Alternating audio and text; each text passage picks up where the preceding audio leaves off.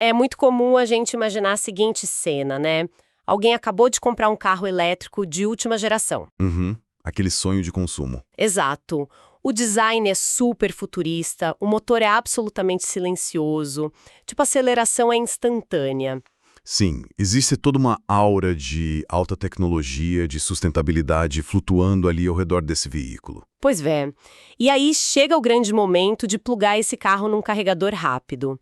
A expectativa natural de quem está dirigindo é de que essa transferência de energia seja tão limpa, tão eficiente e elegante quanto o próprio carro, né? Uma conexão mágica. Isso, uma conexão mágica, digital, quase sem nenhum atrito. Mas e aqui é que a coisa muda de figura quando a gente levanta o capô dessa infraestrutura toda e olha para a realidade crua da engenharia e principalmente da matemática financeira, essa elegância toda simplesmente desaparece. Nossa, desaparece completamente. É um choque de realidade formidável. Uhum. Porque nos bastidores dessa transição energética, o que existe de verdade é uma guerra brutal, sabe? Uma guerra silenciosa contra as leis da física e contra a economia imobiliária. Com certeza. A premissa de que vender energia elétrica para carros é um negócio limpo, linear e principalmente de lucro garantido é talvez a maior ilusão desta década. E é exatamente por isso que a nossa análise aprofundada de hoje vai mergulhar de cabeça nessa suposta corrida do ouro verde. Isso aí. A nossa bússola para essa exploração hoje é um estudo técnico bem denso, bem revelador, chamado Eletropostos no Brasil, viabilidade técnica, econômica e os riscos reais. Do engenheiro Alberto Maier, né? A edição de 2026. Exatamente, a edição mais recente de 2026. O nosso objetivo hoje é destrinchar os segredos financeiros, os absurdos termodinâmicos e até os comportamentos humanos que determinam se um eletroposto vai ser um negócio milionário ou literalmente um buraco negro onde se joga dinheiro. Sem dúvida. É que há uma bolha gigantesca de otimismo no ar, né? Mas o momento atual exige colocar os pés firmemente no chão. Aham. A infraestrutura de recarga simplesmente não está acompanhando o ritmo frenético de venda dos veículos elétricos. Nem de perto. E quem acompanha o mercado percebe isso. Pois é, e os motivos para isso não são apenas burocráticos, eles são profundamente estruturais. Para a gente entender o porquê da matemática financeira de um eletroposto raramente fechar no azul, a gente precisa primeiro entender a física elementar do processo. Certo, Tipo, como a energia sai da rede elétrica pública e chega de fato lá na bateria do carro. certo. Vamos desempacotar isso. Porque a intuição de quem não é da área de engenharia elétrica é de que funciona tipo uma mangueira de água, Uhum. A analogia é clássica. né? Abre-se a torneira, a energia flui, o tanque enche e pronto. Mas a realidade do livro mostra que existem formas muito diferentes de fazer essa transferência. Exato. E essa diferença é o ponto de partida de absolutamente tudo. Temos essencialmente dois mundos aqui. Tá. O primeiro é o carregamento em corrente alternada, o famoso AC. Que são aqueles carregadores de parede, né? Isso, os wallboxes. Eles são mais lentos e a gente costuma ver muito em condomínios residenciais ou naqueles pilares de shoppings. Uhum. A questão é que a rede elétrica das cidades fornece energia em corrente alternada, mas a bateria do carro, qualquer bateria, só armazena energia em corrente contínua, o DC. Ah, então tem que ter uma conversão no meio do caminho. Perfeito. No modelo AC, o carregador na parede apenas entrega a energia bruta. Quem faz o trabalho pesado de converter essa corrente alternada para contínua é o equipamento que fica dentro do próprio carro, o chamado carregador de bordo. E como o espaço dentro de um carro é super limitado, tipo, esse inversor interno não pode ser gigantesco, né? O que explica por que a recarga em AC é tão demorada. Exatamente. Leva horas e horas. É um componente pequeno, então demora. Agora, o segundo mundo é o dos carregadores em corrente contínua, o DC. Os famosos carregadores rápidos. Esses são os mastodontes da recarga rápida e ultra rápida.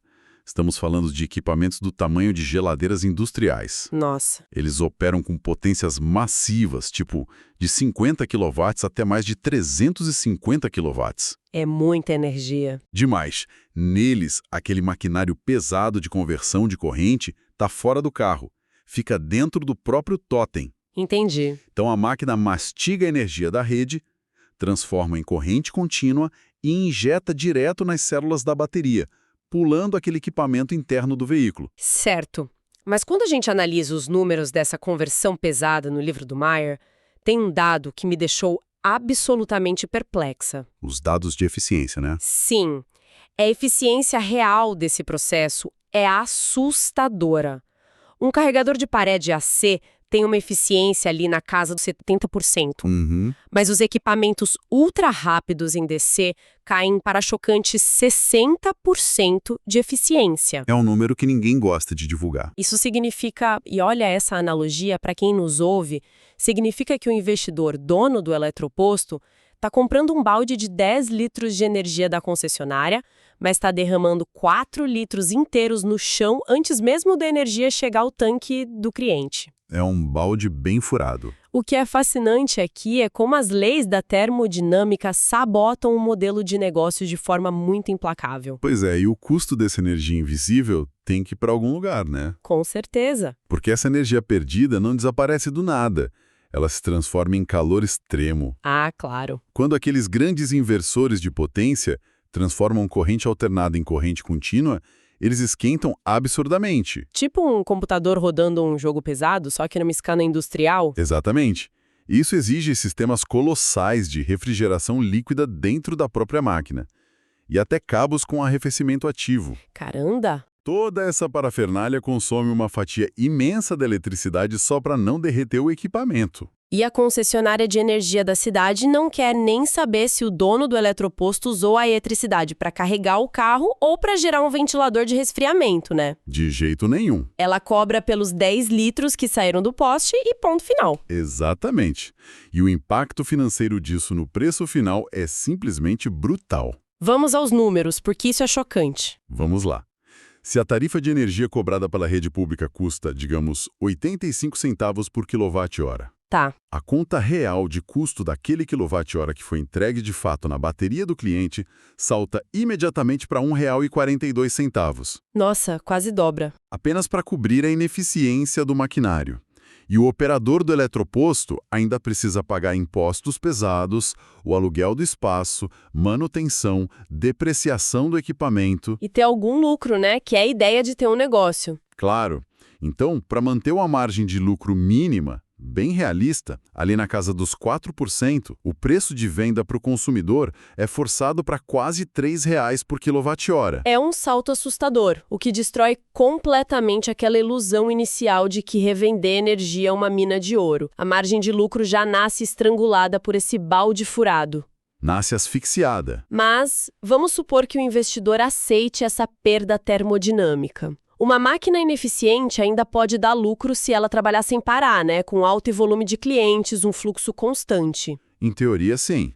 A planilha do Excel aceita tudo. Pois é. Mas é aí que entra um fator que nenhuma equação térmica consegue prever, que é o comportamento do motorista. Ah, o comportamento humano. Ele é o grande desestabilizador de planilhas. O cenário mais clássico de dor de cabeça que o livro aponta ocorre no chamado Destination Charging, ou a recarga de destino. Que seria em shoppings, hotéis... Exato. Shopping centers, supermercados premium. O cálculo teórico da engenharia diz o seguinte: nesta potência, o carro estará 100% carregado em cerca de 2 a 3 horas. Tá, um tempo razoável. E o modelo de negócios depende que esse carro saia e dê lugar a outro imediatamente para a roda girar. Mas na vida real, a gente sabe como é. O dono do carro estaciona, espeta o cabo e vai viver a vida dele. Vai passear. E vai assistir a um filme inteiro no cinema, depois senta num restaurante para jantar, encontra amigos, e o carro, que terminou de carregar às 8 da noite, fica lá ocupando aquela vaga até a meia-noite. É o padrão. A taxa de ocupação útil simplesmente despenca. O equipamento que custou centenas de milhares de reais fica horas ocioso. Sem faturar um único centavo de energia. Apenas servindo de vaga VIP gratuita para o cliente. E o pior é que existe um agravante psicológico fortíssimo aí. Como assim? A presença do conector elétrico passa uma falsa sensação de posse da vaga para o motorista. Como se o serviço de recarga incluísse o direito irrestrito de estacionamento o dia todo. Ah, entendi. Mas para aí, uma dúvida. Se o problema é o espaço físico que está sendo ocupado de forma indevida, a solução não seria óbvia? É só o dono do shopping ou do eletroposto cobrar estacionamento muito mais caro ali. Transforma a vaga em um estacionamento rotativo prêmio, cobrando por hora estacionada independentemente da energia. Isso não resolveria o problema do folgado, Olha, parece muito lógico. né? Mas na prática da engenharia de recarga e da operação comercial, misturar o sistema de bilhetagem física do estacionamento com o sistema de faturamento de energia elétrica cria um pesadelo logístico e até jurídico. Sério? Sim, a solução real que o autor destaca e que já se provou eficaz no mundo todo é tecnológica. É a chamada tarifação híbrida. Tá. Como funciona isso na prática? O operador abandona a ideia de cobrar apenas pela energia. Ele cobra pelo quilowatt-hora consumido durante o ato da recarga. Normal. Mas assim que a bateria bate os 100%, ou quando o fluxo de energia cessa, inicia-se uma janela de tolerância, coisa de 30 a 60 minutos. Ah, um tempo de cortesia. Isso. Passou desse prazo, o sistema entra num modo punitivo. Adoro. Ele começa a aplicar uma pesada taxa financeira por minuto de ociosidade e cobra diretamente no cartão de crédito do cliente. Uma multa por esquecimento, basicamente. O que é genial para forçar a rotatividade. Com certeza. Mas eu imagino que isso não seja feito apenas colocando um vigia com um cronômetro ali ao lado do carro, né? Como essa comunicação acontece no sistema? É tudo automatizado. Acontece através de uma integração profunda de software. É imprescindível o uso do Smart Charging e de protocolos universais de comunicação. Tem um nome específico para isso, né? Tem, especificamente um chamado OCCP. Tá. E para quem nos ouve, o que é esse OCCP? Imagine o OCPP como o cérebro tradutor de toda a operação. Ele permite que a placa-mãe do carregador converse simultaneamente com o computador de bordo do carro, com o servidor na nuvem da empresa e com o aplicativo no celular do cliente.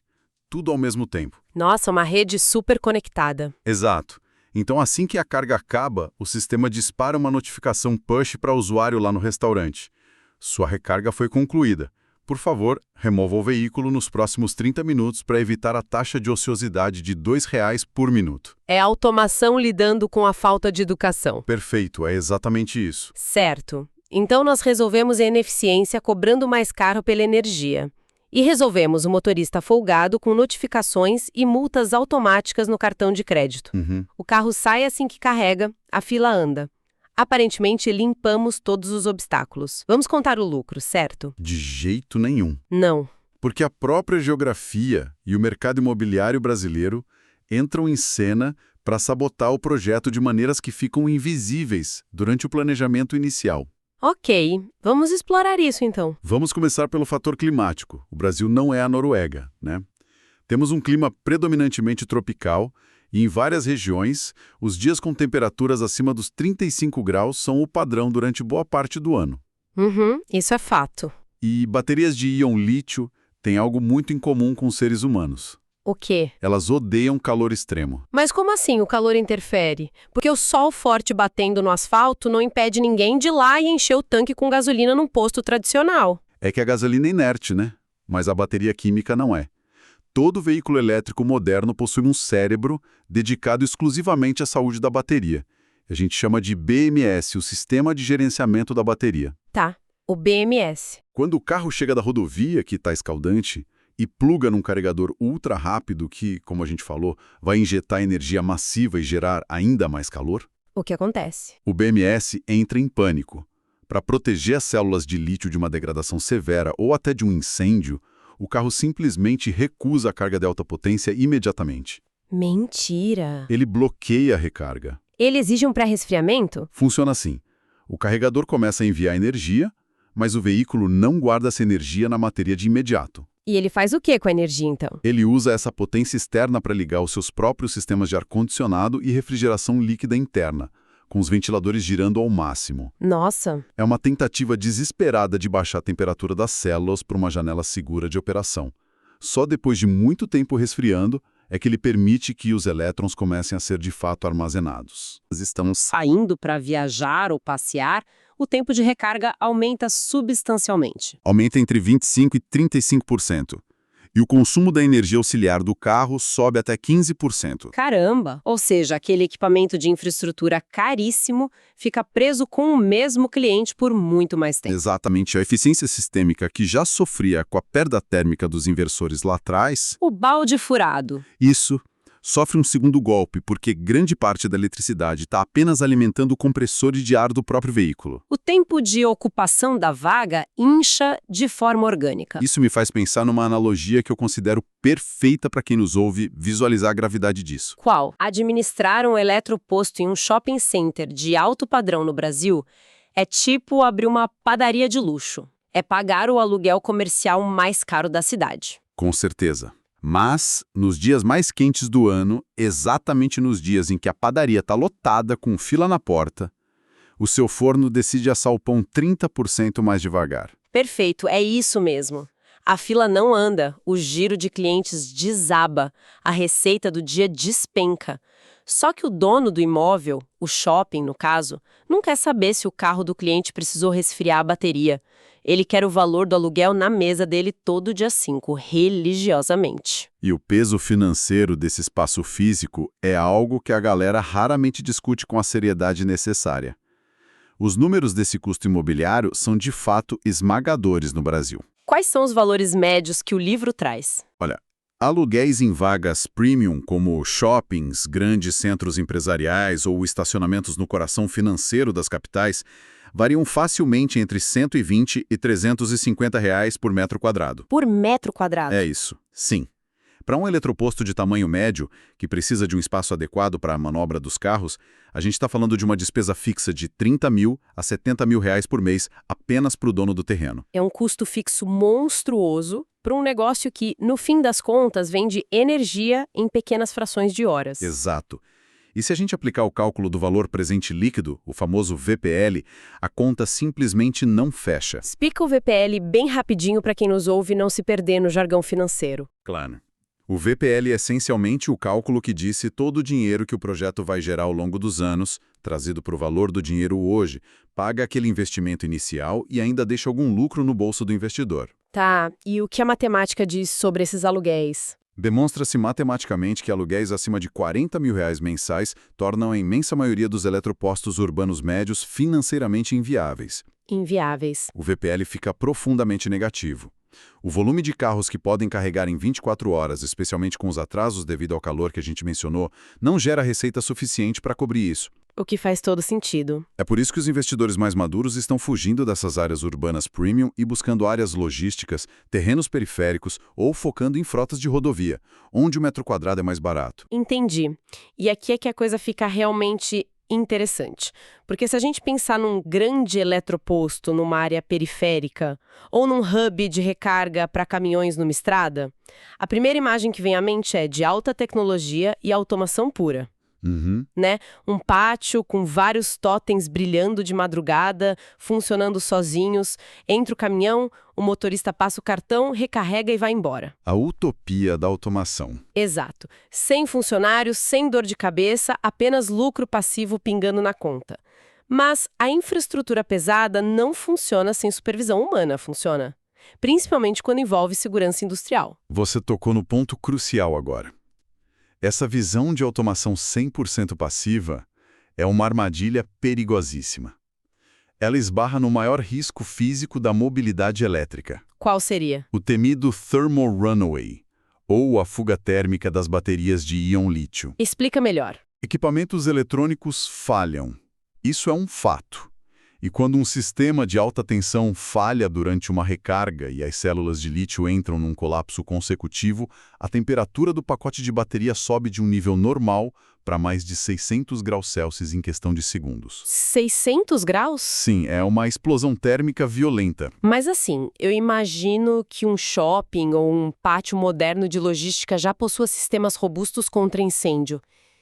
A água daqueles sprinklers no teto não resolve um carro pegando fogo. É aí que mora o perigo da ignorância técnica no setor.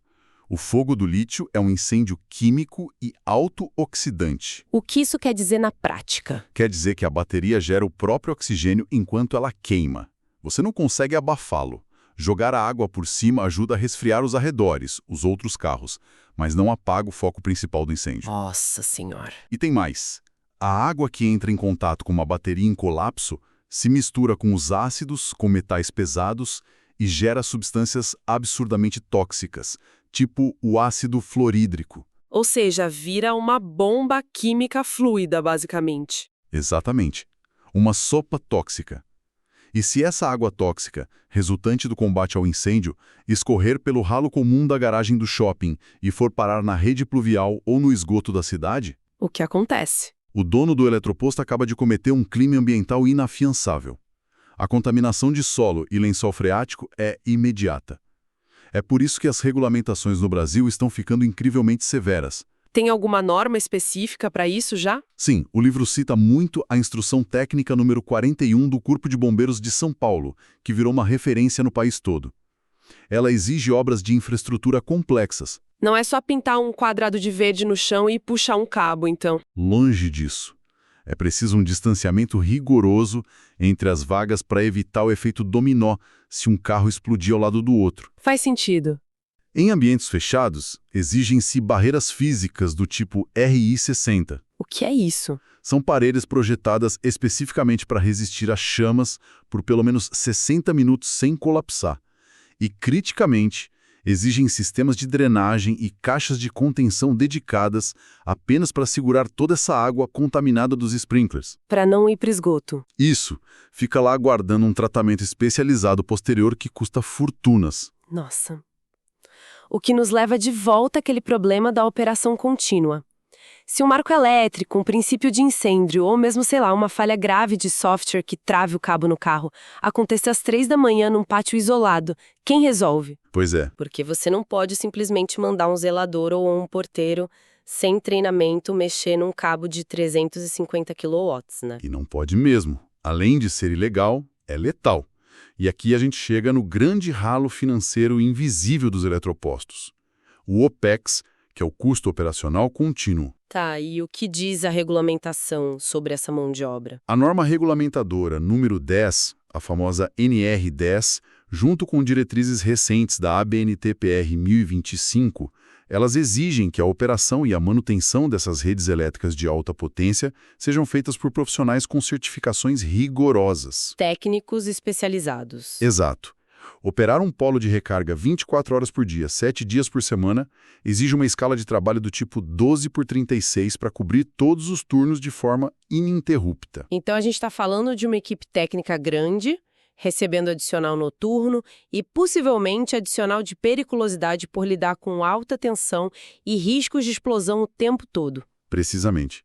E quando se coloca o custo dessa folha de pagamento super qualificada na ponta do lápis, percebe-se que entre 50% e 65% de todas as despesas anuais de um eletroposto não vem da compra de energia, nem das máquinas. Nossa! Vem sim da mão de obra humana necessária para manter o local seguro, rodando bonitinho e em conformidade legal. O custo trabalhista engole a margem de lucro de qualquer projeto que não tenha um volume assustadoramente alto de recargas diárias. Certo. O bordão não falha. Então, o que isso tudo significa no final das contas?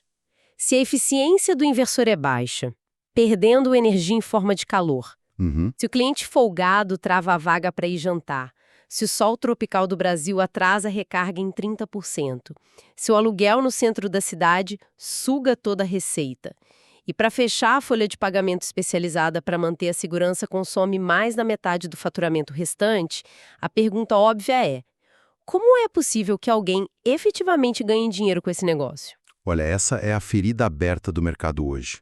E os números para fechar essa conta são muito difíceis de engolir.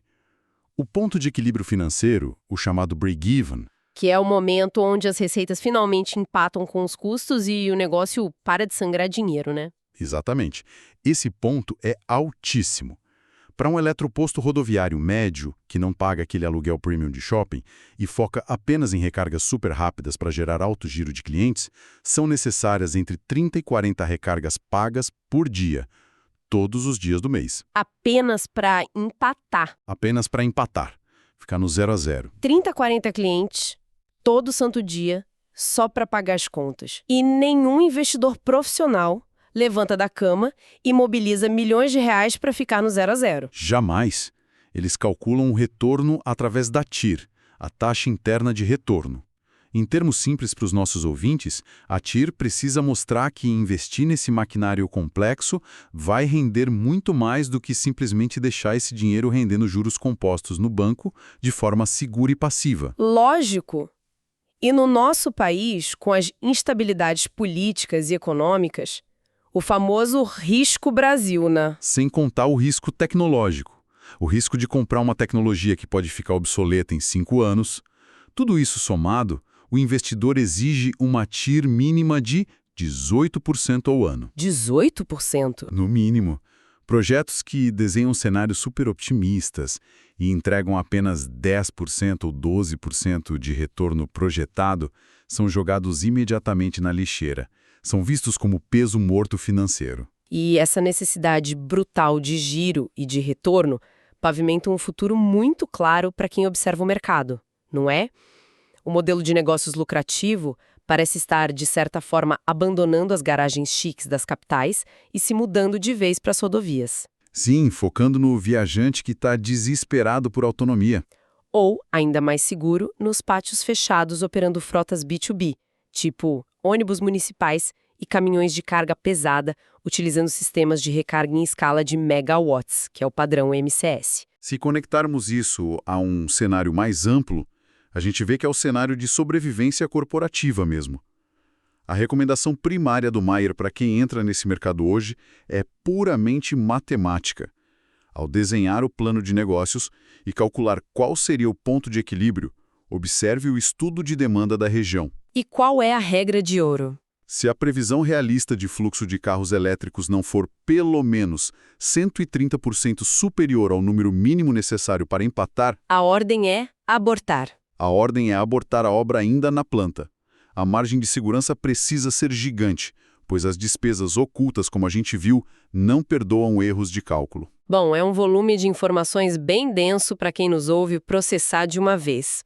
Mas a conclusão inescapável da nossa análise aprofundada de hoje é que esses totens brilhantes e futuristas não operam com mágica do Vale do Silício. De jeito nenhum. Eles são, na verdade, equipamentos industriais pesados lutando batalhas imensas. Lutam contra as leis inegociáveis da termodinâmica, perdendo muita potência. Lutam contra a especulação imobiliária dos centros urbanos. Sem dúvida. Exigem planos de contenção de desastres ambientais dignos de indústrias químicas. E talvez o mais exaustivo de tudo para quem opera, tem que gerenciar a psicologia complexa do motorista, que acha que plugar um cabo garante a ele uma vaga vitalícia no shopping.